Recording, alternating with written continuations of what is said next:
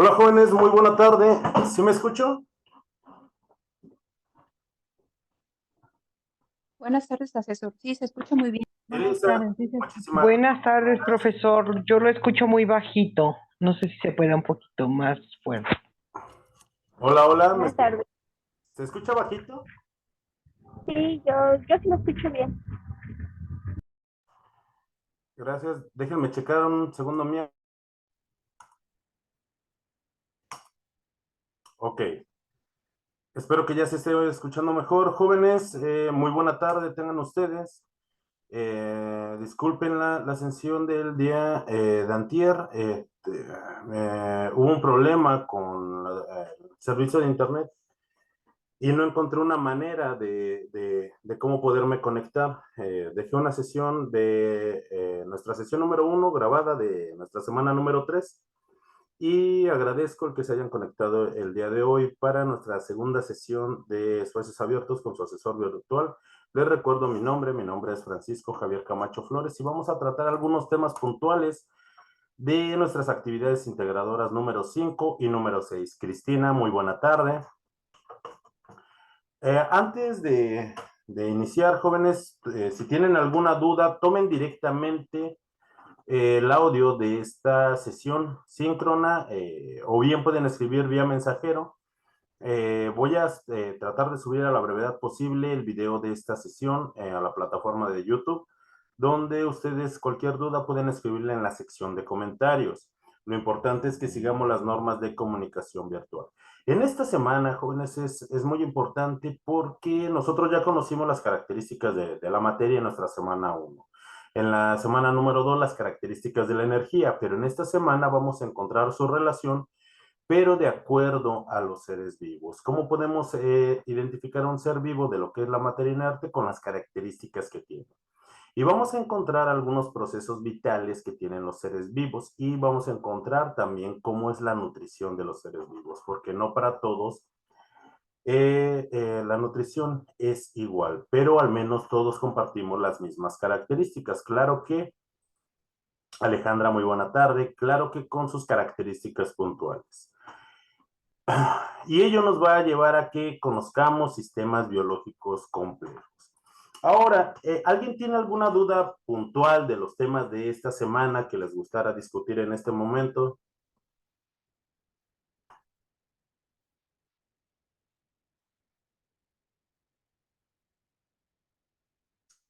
No. Recuerden que el propósito formativo de este módulo número 14 es reconocer las características del pensamiento científico, el cual va a sustentar a las ciencias experimentales. ¿Cuáles son las ciencias experimentales que hemos abordado hasta este momento?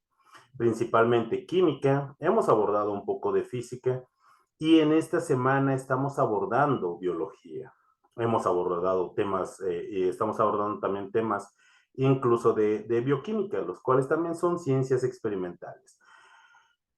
¿Para qué nos sirve reconocer esas características? Pues para encontrar esa dinámica de nuestro universo, el cual nos permite comprender la estructura de la materia y la interrelación con la energía. Ya habíamos quedado en la sesión pasada cuál es esa dinámica de nuestro universo.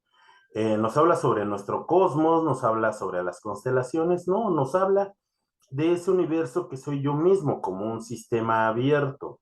Mi estructura es de materia, necesito energía, yo coexisto en un hogar con otros seres vivos o en una colonia, en un pueblo, en una ciudad. Ese es mi universo natural, donde se presentan fenómenos cotidianos, también se presentan fenómenos naturales. Yo entendiendo las características básicas del pensamiento científico, al aplicar el método científico, puedo desarrollar un pensamiento científico que me puede ayudar a entender esos fenómenos que se me presentan en mi vida cotidiana. Ahora, cualquiera que tenga una duda, no duden en tomar el audio de esta sesión y hacer su pregunta directamente. ¿Cuál es el propósito de nuestra actividad integradora número 5? Es comprender las características de los seres vivos, sus procesos vitales y su clasificación y los tipos de organismos. ¿Qué es lo que vamos a necesitar para elaborar esta actividad. Primero, conocer las características de los seres vivos. Y conociendo las características de los seres vivos, podemos clasificarlos y separarlos de la materia inerte, comprender los procesos vitales y también identificar la existencia de organismos microscópicos, organismos unicelulares completamente funcionales y que también cuentan con las mismas características que yo, que un elefante, que una ballena. ¿Por qué? Porque es un ser vivo y también todos tenemos las mismas características que nos hacen distinguirnos de esa materia inerte. Para nuestra actividad integradora número 5 y también para nuestra actividad integradora número 6, únicamente vamos a entregar documentos en Word, el cual para nuestra actividad número 5 van a contener, por ejemplo, las características de los seres vivos, los procesos vitales, diferencias entre organismos unicelulares y pluricelulares, y también vamos, y es muy importante que pongamos aquí atención, vamos a buscar ejemplos de organismos unicelulares y pluricelulares y su aplicación en la industria farmacéutica. ¿Cómo vamos a realizarlo? Es importante que nosotros en nuestro documento hagamos una portada con nuestros datos de identificación. Después vamos a crear una tabla.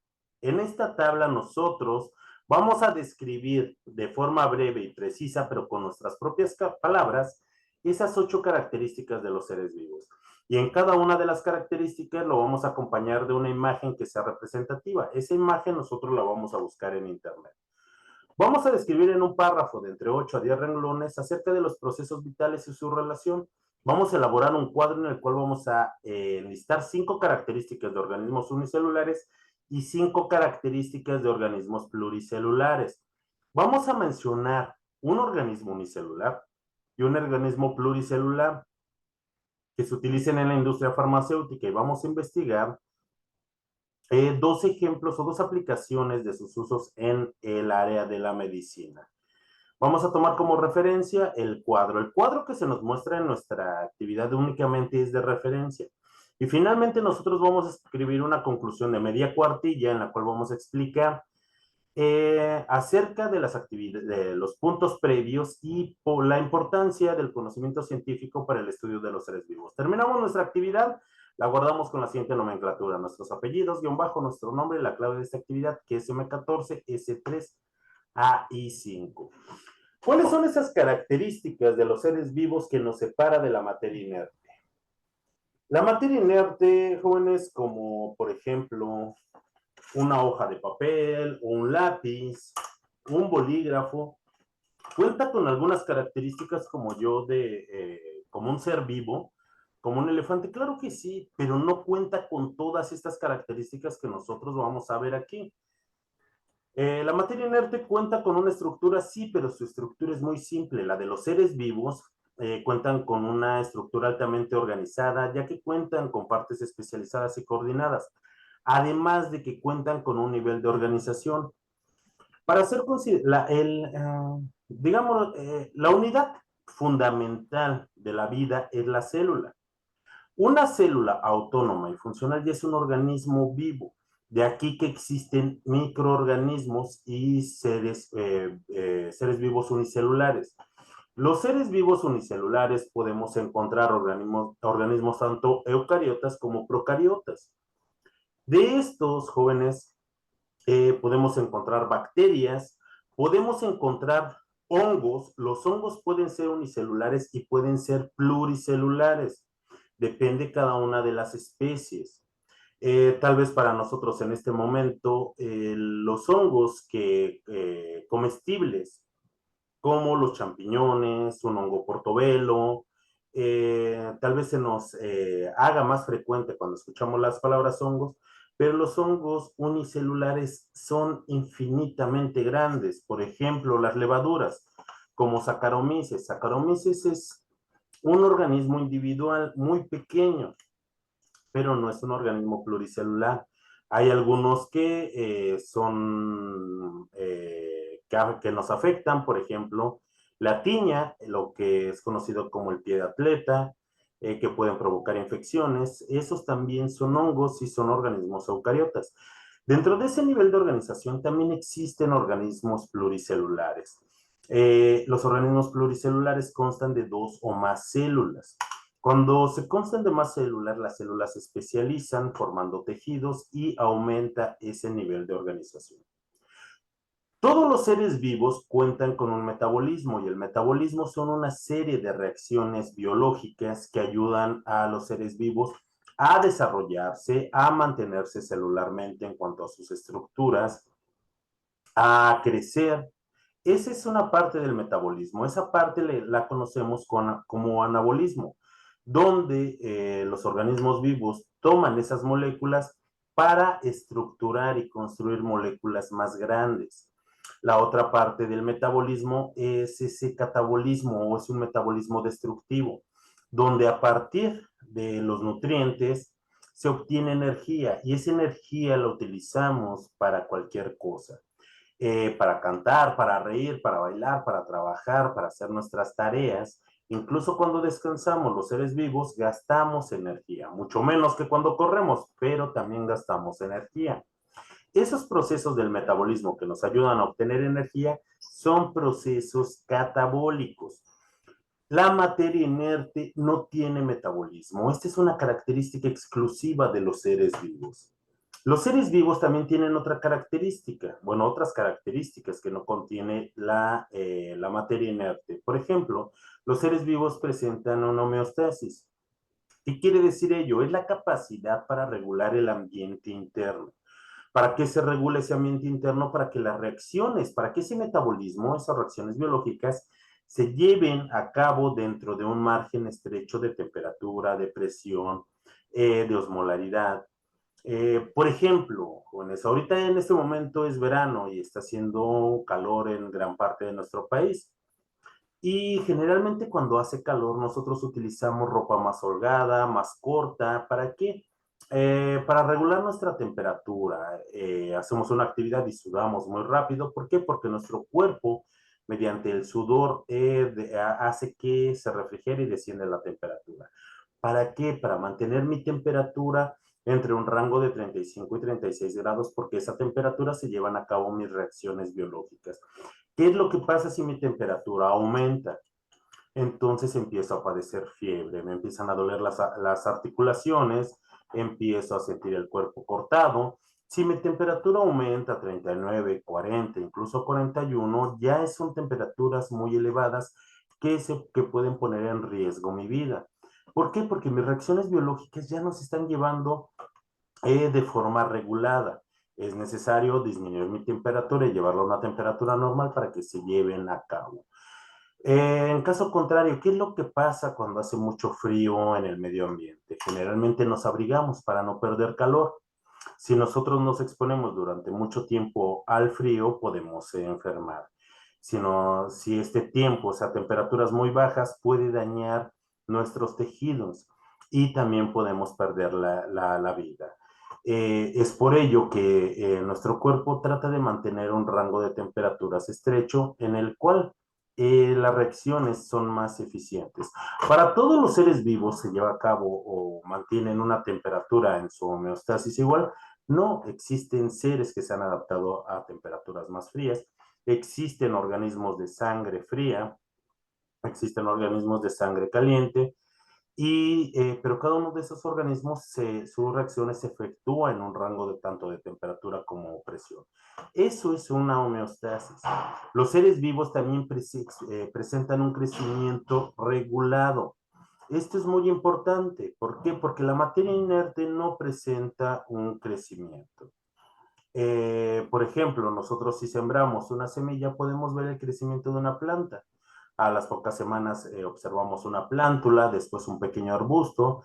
Si se trata de un árbol leñoso, veremos aparecer las ramas y tal vez crezca muchos metros, pero ese crecimiento es de forma regulada, al igual que con los seres vivos, como por ejemplo, una vaca primero es un becerro, después se convierte en un novillo y finalmente se puede convertir en una vaca o en un buey, dependiendo del animal.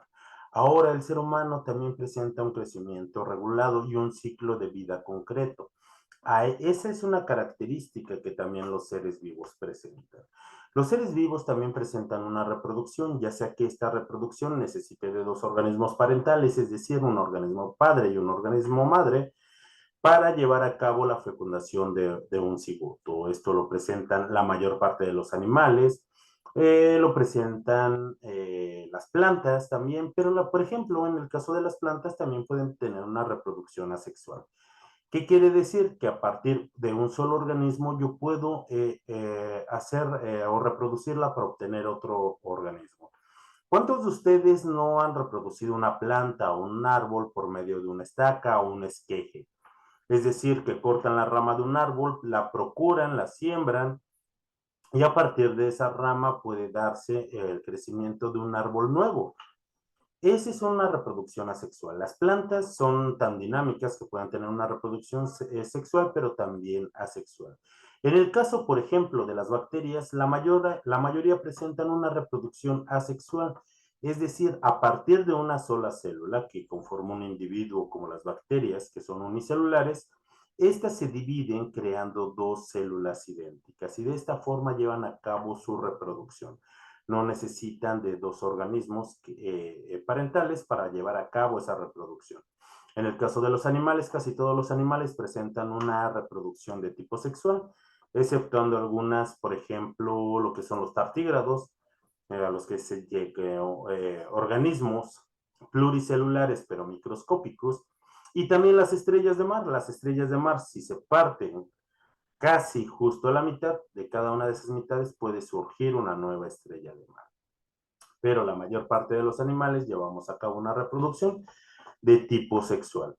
Los seres vivos también presentan una irritabilidad o respuesta. Por ejemplo, en la imagen que les pongo en esta presentación, tal vez ustedes conozcan este tipo de planta que cuenta con sensores biológicos que cuando se toca se pliega. ¿Para qué? Es un mecanismo de defensa para que una oruga no se coma sus hojas y de esta forma asegurar su preservación. En el caso, por ejemplo, de los pulpos, los pulpos presentan una irritabilidad o respuesta.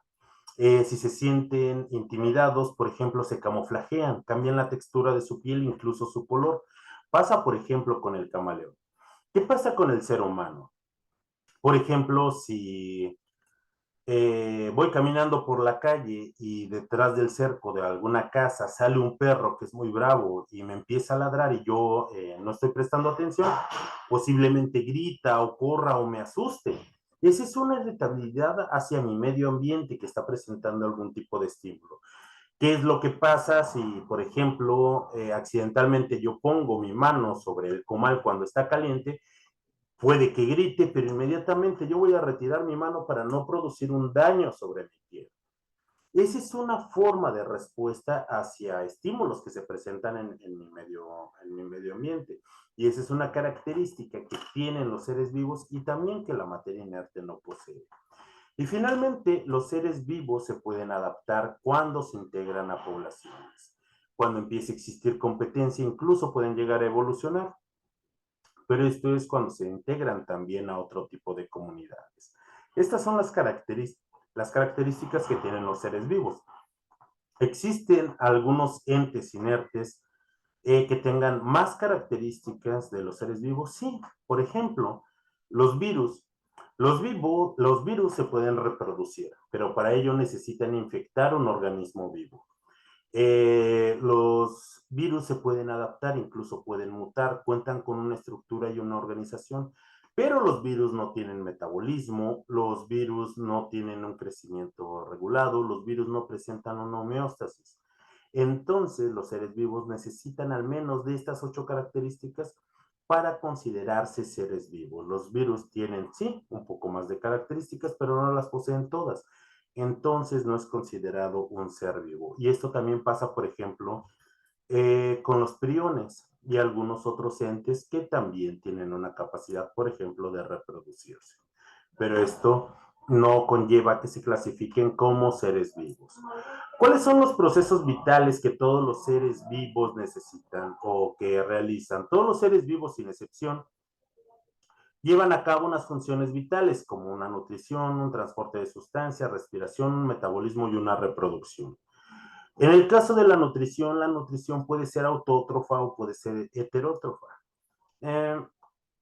¿Qué queremos decir cuando decimos una nutrición autótrofa? Quiere decir que ese organismo vivo tiene la capacidad de sintetizar todos los nutrientes que produce, como por ejemplo las plantas. Las plantas tienen la capacidad que a partir de sales minerales y de agua pueden sintetizar todas las sustancias que se necesitan.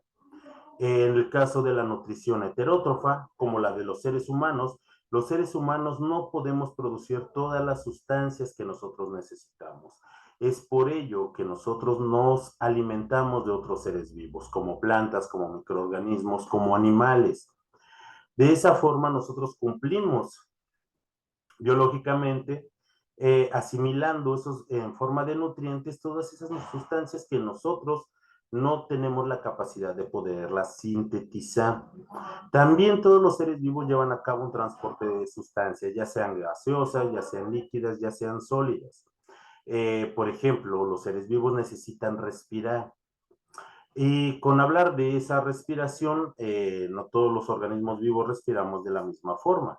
Es más, ni siquiera entre los animales respiramos de la misma forma. No tenemos los mismos sistemas de órganos. Los seres humanos, como la mayor parte de los mamíferos, contamos con pulmones que nos ayuda a transportar esas sustancias gaseosas, es decir, el aire se capta el oxígeno y nosotros exhalamos ese dióxido de carbono también en forma gaseosa. Existen algunos otros seres vivos para los cuales el oxígeno es muy tóxico y esos tipos de microorganismos no respiran oxígeno, respiran otro tipo de sustancias o completan sus ciclos bioquímicos con la oxidación de algún otro mineral o algún tipo de metal.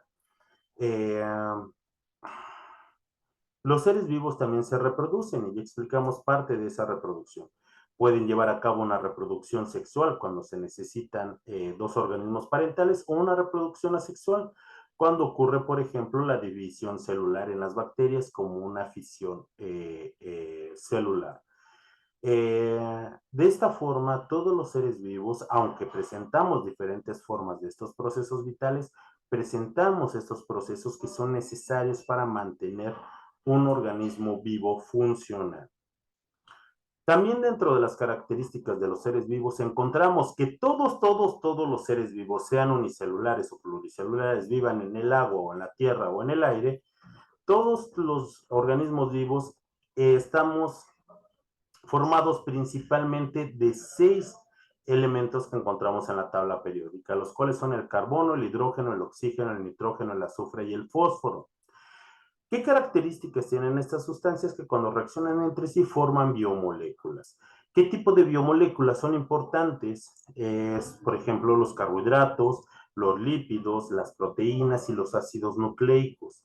También es muy importante que los seres vivos cumplimos con un ciclo de vida muy concreto, además de que contamos con un sistema de organización también bastante especializado. Nosotros ya conocimos esos átomos que conforman los elementos que al reaccionar forman moléculas. Estas moléculas forman biomoléculas que son características de los organelos celulares que forman una célula. Desde una célula ya puede ser un organismo funcional como los organismos unicelulares, pero aquellos que tienen más células y que son organismos pluricelulares son todavía más complejos, ya que esas células que tienen una función específica forman tejidos, los tejidos forman órganos, los órganos se acoplan con otros tipos de órganos en la colaboración de actividades formando sistemas de órganos. Diversos sistemas de órganos conforman lo que es un organismo vivo, pluricelular y completamente autónomo y mucho más complejo que un organismo unicelular. No porque estén también conformados únicamente de una célula, quiere decir que sea un organismo eh, eh, más simple. No, incluso es bastante complejo. Y no por ello, porque sea unicelular y microscópico, quiere decir que sea menos exitoso que un organismo pluricelular. Cada uno puede presentar diferentes ventajas respecto del lugar en el que se desarrolla. Esto nos conlleva a llegar a conocer la existencia de esos organismos unicelulares que están conformados únicamente por una sola célula. Dentro de estos organismos unicelulares, los podemos clasificar en organismos procariotas y eucariotas. Los organismos procariotas son organismos menos evolucionados, pero no por ello menos exitosos. Son menos evolucionados debido a que no presentan un núcleo definido. El DNA que presentan forma una sola hebra y se encuentra dentro del citoplasma. Pueden existir en algunos hábitats extremos, presentan algunos otros organelos, pero no especializados. Pueden existir en la ausencia de oxígeno, existen dentro de estos seres algunos que son anaerobios. La mayoría se reproduce de forma asexual. Dentro de estas tenemos a todas las bacterias son organismos procariotas. También vamos a tener algunos cromistas que son procariotas. También vamos a tener microorganismos eucariotas. La diferencia entre una célula procariota y eucariota es que la eucariota es una célula más evolucionada y sí presenta un núcleo celular completamente definido. Y dentro de este núcleo se encuentra ese DNA, pero se va a encontrar en estructuras llamadas cromosomas. Puede presentar pared celular, como en el caso de las plantas, o simplemente membrana celular, como en el caso de los animales. La mayoría son anaerobios, aunque también pueden existir organismos eucariotas anaerobios. Cuentan con mejores formas de división celular como la mitosis y la meiosis, y pueden existir organismos tanto autótrofos como las plantas y heterótrofos como los animales y los hongos. Todos los hongos son heterótrofos. Las plantas son autótrofas. En el caso de las bacterias, que son organismos procariotas, la gran mayoría son heterótrofos. Hay muy pocos que son autótrofos. Aquí también es preciso que no nos lleve a tener alguna confusión. También los hongos, todos son organismos eucariotas. Todos los hongos son organismos heterótrofos. La existencia de hongos unicelulares es increíblemente diversa. De hecho, son pocos los hongos que son pluricelulares. Con esto tal vez nos puede llevar a confundir en nuestras actividades, pero hay que ser preciso en identificar la estructura del hongo y definirlo si es unicelular o pluricelular. Porque en algunas de las tareas me he encontrado que hacen referencia a hongos unicelulares como si fueran pluricelulares, pero el microorganismo que ustedes que han descrito en algunas de las tareas son organismos unicelulares y se lleva a cabo los hongos. Los organismos pluricelulares pues constan de 2 o más células. Todos los organismos pluricelulares son eucariotas, no hay ningún procariota pluricelular, y dentro de ese nivel de estructura nosotros ya conocimos que a partir de la acumulación de células forman tejidos, los tejidos forman órganos y los órganos forman sistemas de órganos.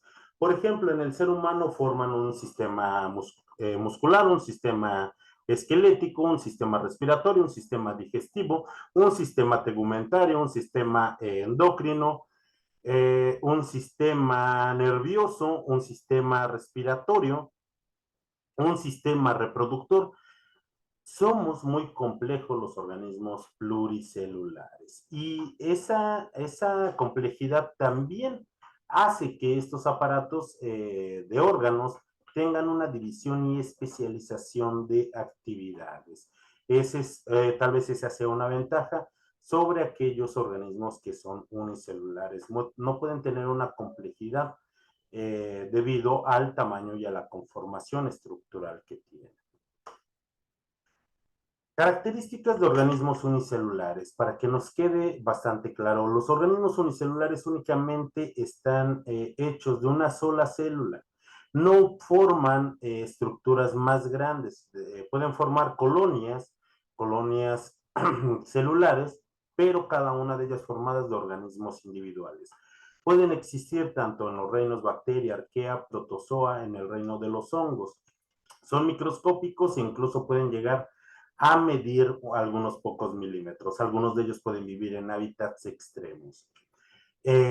Organismos pluricelulares constan de 2 o más células. ¿De qué reinos pueden estar? En los reinos de los animales, de las plantas, de los hongos y en el reino cromista.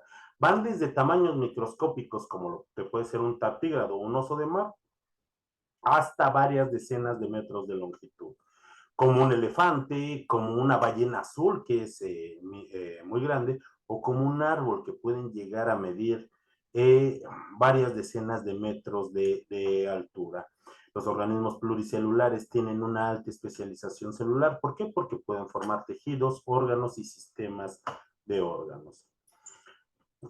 Tienen que hacer una búsqueda exhaustiva para conocer algunos organismos, tanto unicelulares como pluricelulares, que se utilicen en la industria farmacéutica y que apoyen al área de la medicina. Por ejemplo, hongos del género Penicillium, lo podemos o se utiliza en la industria farmacéutica para producir, por ejemplo, algunos antibióticos como la ampicilina o la penicilina. Bacterias del género Streptomyces nos puede ayudar a producir antibióticos como la tetraciclina o el cloranfenicol. Hoy en la actualidad, por ejemplo, una de las bacterias más versátiles que el ser humano ha modificado es Escherichia coli, una bacteria que la encontramos en los restos fecales. Es tan sencilla que se ha modificado tanto que en la industria farmacéutica puede producirnos vitaminas, puede producirnos hormonas. La insulina que hoy en día utiliza prácticamente todo el mundo ya no proviene del cerdo que se utilizaba para humanos. Hoy en día proviene de microorganismos como Escherichia coli. Podemos producir enormes cantidades de sustancias y muchas de ellas se utilizan en la industria farmacéutica. Pero también la industria farmacéutica utiliza organismos pluricelulares, principalmente las plantas. En la actualidad, el 35% de los medicamentos se extrae de las plantas y las plantas son organismos pluricelulares. Por ejemplo, el árbol de maple, por ejemplo, en su corteza, sintetiza mucho ácido acetilsalicílico y en la industria farmacéutica y en la medicina se usa el ácido acetilsalicílico como medicamento contra el dolor para la cabeza. Ese ácido acetilsalicílico también lo produce el árbol de la ceiba. El árbol de la ceiba, para las personas que vivan en el sureste del país, es un árbol sagrado y que abunda muchísimo y se extraen y se utiliza también para algunas sustancias que produce como antiespasmódicos, es decir, esos movimientos reflejo que tienen nuestros intestinos. También se utiliza como eméticos y también se utiliza como diurético. Otro producto que se utiliza como diurético, pero de forma natural, utilizamos, por ejemplo, mucho la flor de Jamaica, que también tiene esa característica de ser diurético. Y aquí les quiero presentar un animal, el cangrejo herradura. De hecho, este es un animal que ha existido desde la prehistoria, ha existido desde antes de los dinosaurios y no ha tenido muchos cambios. Su sangre particularmente es azul y su sangre se ha utilizado en medicamentos en contra del cáncer, se ha utilizado también, por ejemplo, para tratar algunas enfermedades que desarrollan los astronautas por estar mucho tiempo en el espacio. Realmente la sangre de este organismo se utiliza para algunos medicamentos que se utilizan para contrarrestar enfermedades específicas. Ustedes hagan una búsqueda exhaustiva. Hay muchos, tanto microorganismos como organismos pluricelulares que se utilizan para la extracción y la generación de medicamentos, que se utilizan incluso en el área de la medicina. Algunos casos extremos, por ejemplo, el utilizar terapias larvales. Se utilizan gusanos, por ejemplo, claro que estos son gusanos sanos que no propician enfermedades, Por ejemplo, para gente que ha tenido gangrena y que tiene tejido muerto y que puede poner en riesgo su vida, se utilizan terapias larvales para que consuman toda esa piel o ese músculo que nos está creando algún daño. Por ejemplo, hoy en día también hay unas técnicas en la medicina donde se siguen utilizando las sanguijuelas. ¿Para qué? Para extraer toda esa sangre que tal vez esté contaminada, que esté produciendo un coágulo y pueda afectar alguna de nuestras extremidades, se siguen utilizando. Y esos son organismos pluricelulares. Recuerden, aquí hay demasiados ejemplos que nosotros podemos utilizar. Y recuerden, se nos está pidiendo organismos unicelulares y pluricelulares que se utilicen en la industria farmacéutica, no en la industria de los alimentos. Eso es importante que también verifiquen dentro de su actividad. ¿Para qué utilizamos el conocimiento científico? ¿De dónde viene el conocimiento científico? De aplicar el método científico. Recuerden que era una serie de pasos que nos llevaban a generalizar una regla. ¿Una regla de qué? De darle respuesta a un fenómeno que nosotros observábamos. El aplicar el método científico nos lleva a un conocimiento científico, ya que, por ejemplo, hay muchos experimentos que tardan muchos años en que se logren. Estos experimentos son evaluados por la comunidad científica, se evalúan, y si no se observa que se cometió un error, los resultados generan este tipo de conocimiento científico. Es decir, nosotros aceptamos estos resultados. Eso no quiere decir que no volvamos a establecer ese tipo de estudio. Pero si nosotros lo volvemos a efectuar, vamos a encontrar los mismos resultados. Entonces, eso ya nos genera un conocimiento científico. Nosotros no tenemos por qué estar haciendo y comprobando todo el conocimiento que ya generamos, porque eso ya está validado y eso es a lo que conocemos como conocimiento científico. ¿Alguna duda hasta este momento sobre nuestra actividad integradora número 5? No, asesor, ninguna. Muchas gracias. Muchísimas gracias. No, ninguna. Gracias. Para nuestra actividad integradora número 6, por favor, en esta actividad, dense la oportunidad para que me platiquen un poco de ustedes. Todo lo que aprendan en esta semana 3, tradúzcanlo a lo que ustedes hacen cotidianamente. En esta actividad llamada la nutrición, ¿cuál es el propósito? Comprender los procesos de asimilación de energía en los seres vivos a partir de la nutrición. Para esto, jóvenes, y para esta actividad, ¿qué es lo que necesitamos? Necesitamos conocer los procesos de nutrición, saber acerca de los procesos de asimilación de energía e identificar la clasificación de la materia. Aquí también vamos a entregar un documento en Word y por favor también hagan una portada. Nuestra actividad no lo exige, pero un documento el cual contenga una portada con nuestros datos de identificación hace más formal nuestro trabajo. ¿Cómo lo vamos a realizar? Primero vamos a explicar con nuestras propias palabras en un párrafo de 5 o 8 renglones la diferencia entre los diferentes tipos de nutrición y la alimentación. Vamos a colocar 3 ejemplos de organismos productores, consumidores y descomponedores según la red trófica, y de acuerdo a la nutrición de cada uno de estos organismos, los vamos a clasificar de acuerdo a su nutrición, si es autótrofa o heterótrofa. Vamos a explicar con nuestras propias palabras en un párrafo de 5 o 8 renglones la relación entre materia y energía que se observa en el metabolismo celular. Vamos a describir con nuestras propias palabras la función de 4 biomoléculas orgánicas esenciales para la vida. Biomoléculas orgánicas, para eso es importante que aprendamos su clasificación. Y finalmente nosotros vamos a explicar con nuestras propias palabras en un párrafo de 5 o 8 renglones el papel que tiene el anabolismo y el catabolismo en los procesos de nutrición. Y de eso ya hablamos un poco en nuestra actividad número 5. ¿Cómo vamos a abordar nuestra actividad? Con nuestros apellidos, guión bajo, nuestro nombre y la clave de esta actividad, que es M14, S3, AI6. Una vez que la tengamos, la subimos a la plataforma. Para ello, nosotros también debemos de entender lo que es un organismo autótrofo y heterótrofo. Los organismos autótrofos son aquellos que pueden sintetizar todas las sustancias que necesitan. ¿A partir de qué? A partir de minerales y a partir del agua. ¿De dónde obtienen su energía? Por ejemplo, las plantas obtienen su energía a través de la luz del sol mediante los procesos de fotosíntesis. Por ejemplo, muy pocas bacterias son autótrofas.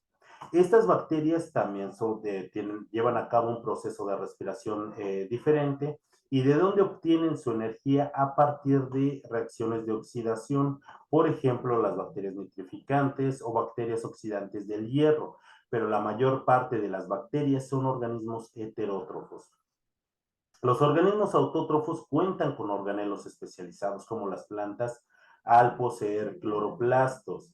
Tienen un proceso anabólico porque se necesitan sintetizar todas las sustancias que necesitan para su estructura y también para fabricar más energía. Mientras que a los organismos autótrofos generalmente se les conoce como organismos productores. Los organismos heterótrofos se conocen como organismos consumidores, ya que se alimentan de otros seres vivos. Llevan a cabo un proceso anabólico, pero eso es a partir de consumir sustancias ya preformadas, a partir de nutrientes. Nosotros los conocemos como alimentos. ¿De dónde producimos nuestra energía? Pues a partir de procesos de romper los enlaces que conforman esas biomoléculas encontradas en los nutrientes, es decir, a partir de energía química. No, los organismos heterótrofos no poseen organelos especializados como los cloroplastos.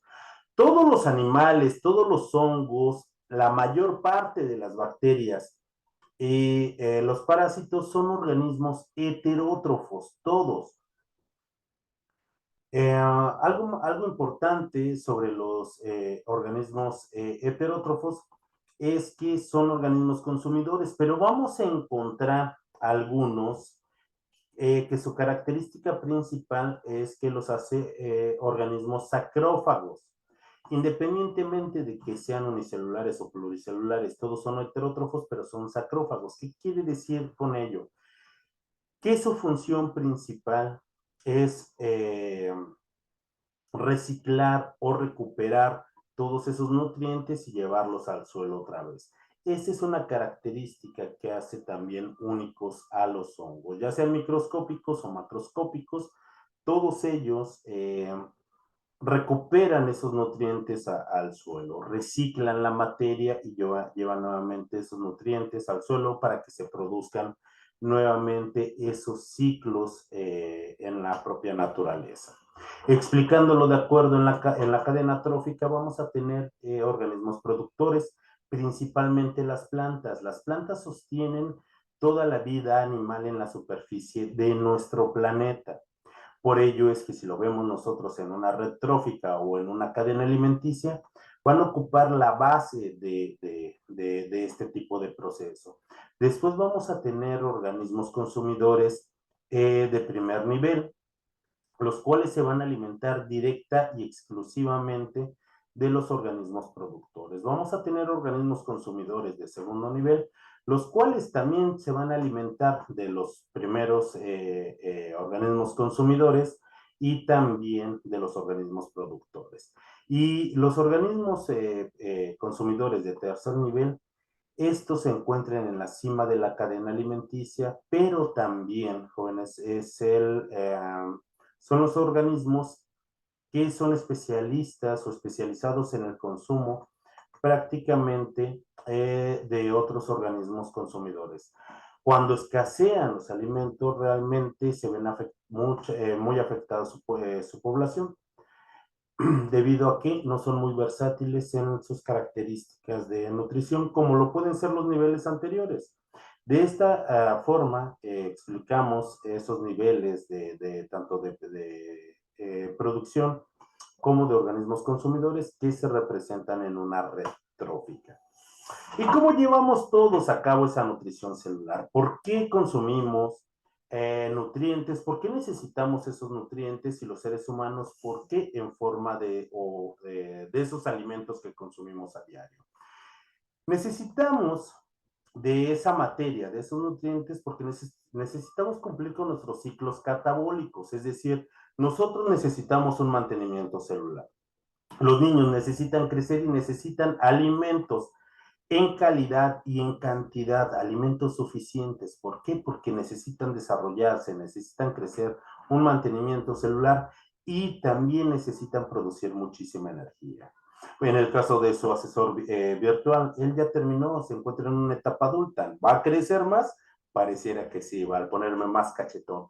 Pero no, necesitamos un mantenimiento celular. Por ejemplo, me acabo de cortar el cabello y estoy seguro de que me va a crecer más. Ese es parte de mi mantenimiento celular. ¿O a poco ustedes ya les dejaron de crecer las uñas?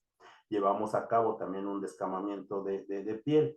Cuando nos cortamos, cicatrizamos, algunos más rápido, algunos otros más lento. Pero es esa parte de ese mantenimiento celular. Y además también consumimos nutrientes porque tenemos muchísimas actividades, porque trabajamos, porque limpiamos la casa, porque lavamos la ropa, porque salimos a bailar, porque salimos a trabajar, porque tal vez hagamos ejercicio, salgamos a correr, como les mencionaba, incluso hasta cuando descansamos, nosotros gastamos energía. Y nosotros necesitamos, dentro de esos alimentos, nosotros necesitamos lípidos, necesitamos carbohidratos, necesitamos proteínas. ¿Para qué? Porque es parte de nuestra alimentación. Además de que también nosotros necesitamos minerales, necesitamos agua, necesitamos vitaminas. Pero nosotros no somos como los astronautas, que todo lo comen de un envase o en pastillas. No, aquí, ¿cómo nos alimentamos? ¿Cómo se lleva a cabo ese proceso de nutrición? Tal vez algunos de ustedes en la mañana se tomen un rico pozol o una torta de tamal con un atole, o si viven en el norte, un burrito de frijol para arrancar con mucha energía todo el día. Y ahorita que está haciendo calorcito, pues un pozol todo el día, la verdad es que es bastante delicioso y muy refrescante. Pero si viven en el occidente, tal vez se tomen un tejuino o tal vez se preparen un tepache muy frío. ¿Qué es lo que tiene ese tepache? ¿Qué es lo que tiene ese pozol? Tiene carbohidratos, tal vez llegue a tener un poco de proteínas. Y apenas vamos tal vez en el almuerzo, ¿qué es lo que comen? Tal vez coman una ensalada porque están a dieta y tal vez yo debería de estar a dieta, pero no, tal vez se coman un arrocito con pollo y mole. ¿Qué es lo que tiene el mole? En el pollo encontramos proteínas, en el arroz encontramos carbohidratos y encontramos vitaminas. Tal vez se coman unos tacos de carne asada o si viven en la costa un pescado zarandeado. En cada uno de nuestros lugares encontramos platillos típicos, encontramos alimentos, pero ¿qué tipo de nutrientes tienen? ¿Por qué son importantes para mí? Porque si como más de un alimento puede que afecte mi salud, tal vez si todos los días como tacos de carnitas, pues me aumentan los triglicéridos. ¿Por qué? Porque estoy desbalanceando. Recuerden, esa nutrición tiene que ser suficiente, pero también tiene que ser de calidad. Con esto no quiero decir que un taco de carnitas no sea de calidad, pero comerlo a diario, comerlo en exceso, entonces rompemos ese balance. Tal vez en la noche yo me cene un pan con leche y está bien, pero si son como su asesor virtual y se comen 5 bolillos con cajeta y un cafecito, entonces rompemos ese equilibrio. ¿Por qué? Porque ahora y con los conocimientos de esta semana, sé que los bolillos contienen muchos carbohidratos. Los carbohidratos son buenos porque me dan energía, pero consumirlos demasiado puede llevar a que desarrolle una patología. O si yo ya tengo una patología, puedo agravarla. Adelante, Alejandra. Sí, yo les quería compartir que a raíz de este conocimiento, bueno, pues pude relacionar un poquito más la dieta famosa, esta keto que me impuse desde hace como 2 meses, porque sí llevo como 7 kilos y precisamente porque frené carbohidratos y azúcares. Entonces ya me suena, ya me hace, tiene relación todo esto que pude tener ahora sí que el concepto de cada carbohidrato, lípidos y todo, me llevó a eso. Muchas gracias, Alejandra, pero le voy a decir algo. No se conforme solo con conocerlo, vamos a hacernos especialistas en estas biomoléculas. Y para ello, le voy a explicar qué son los bioelementos. Hace un momento veíamos que los seres vivos están principalmente formados de estos 6 elementos: carbono, hidrógeno, oxígeno, nitrógeno, azufre y fósforo. Los conocemos como bioelementos primarios. Pero también necesitamos de otros elementos que encontramos en la tabla periódica y los conocemos como bioelementos secundarios, como el magnesio, el calcio, el sodio, el potasio y el cloro. Son elementos que necesitamos en una menor cantidad, pero son muy importantes. Y algunos en los cuales, si necesitamos una pequeñísima cantidad, los conocemos como oligoelementos o elementos traza, como el hierro, el molibdeno, el boro, el yodo, que son importantes dentro de los seres vivos. Cuando estos bioelementos reaccionan, forman biomoléculas. Algunas de estas son biomoléculas inorgánicas, como el agua, como las sales minerales, como el cloruro de sodio o esa sal de mesa, como las sales que contienen los electrolitos, como cloruro de magnesio, cloruro de potasio, cloruro de calcio, que nos ayudan a mantenernos en un balance hídrico, o como los gases que utilizan las plantas para sus procesos de nutrición, que es el dióxido de carbono. Pero para la mayor parte de los seres vivos, para todos los seres vivos, es muy importante la síntesis o la asimilación de estas biomoléculas orgánicas. ¿Cuáles son? Son los carbohidratos. Los carbohidratos, su función principal es aportarnos energía. En las plantas también les da estructura, pero también les da muchísima energía. Todos los carbohidratos son moléculas muy grandes, pero están formadas de pequeñas unidades llamadas monosacáridos, o también es correcto llamarles moléculas de azúcar.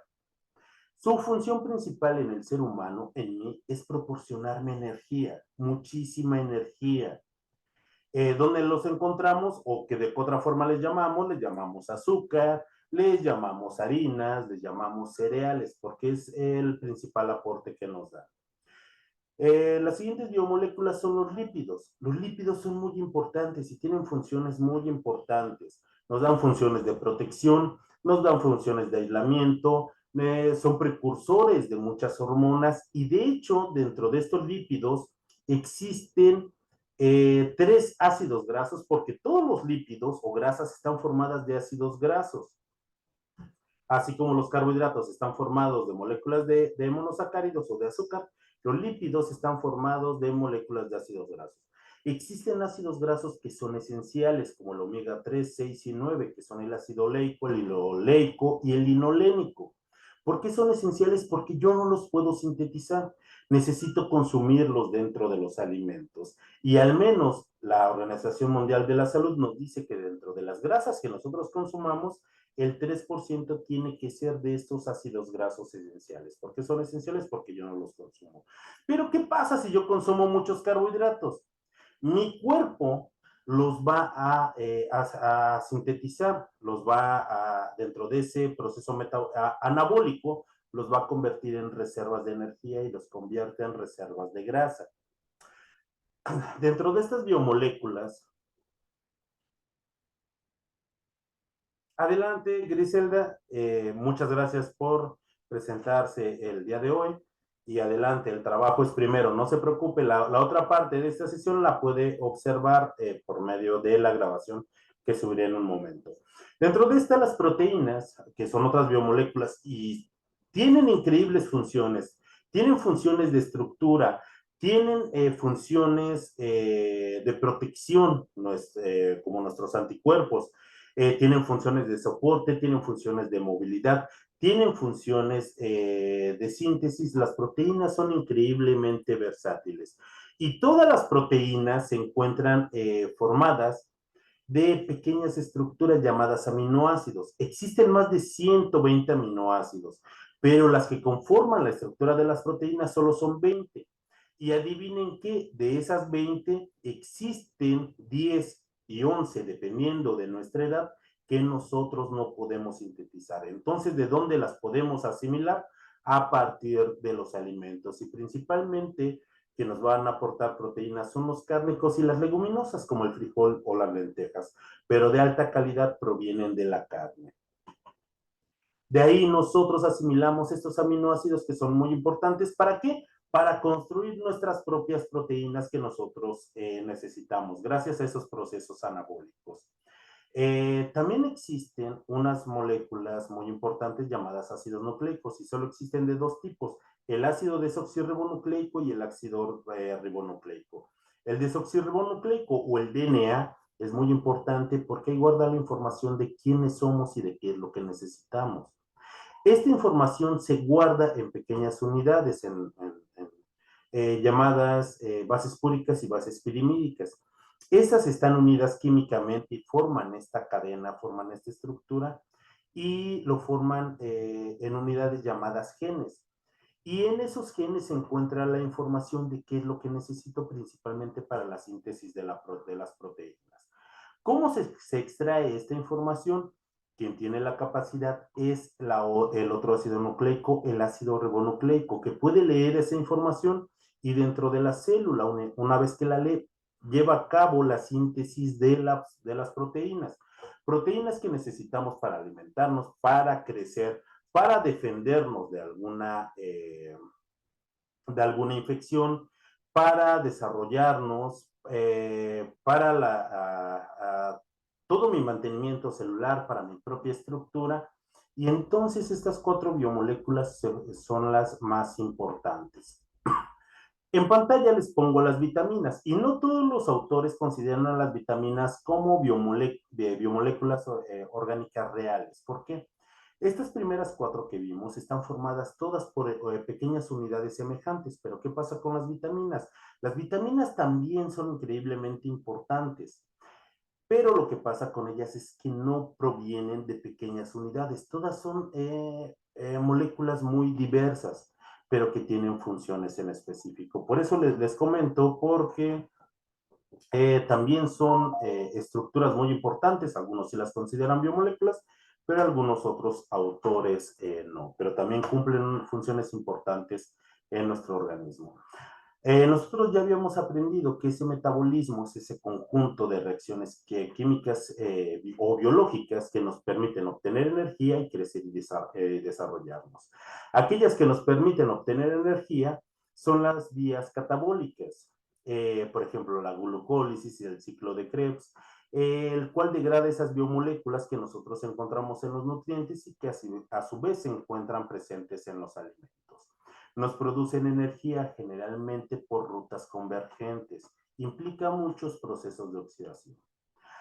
Si no producimos energía, entonces nuestro metabolismo se ocupa de qué? De crecer y de un mantenimiento celular. Es decir, se ocupa de esas fases anabólicas. Fabrica biomoléculas. Algunos ejemplos es la fotosíntesis que llevan a cabo las plantas y la síntesis de proteínas. Aquí se consume esa energía en forma de ATP. En el catabolismo producimos energía, pero ¿cómo la producimos? En forma de una molécula llamada adenosintrifosfato. Es una molécula de alta energía que utilizan las células. ¿Para qué o cómo consumen energía esas células?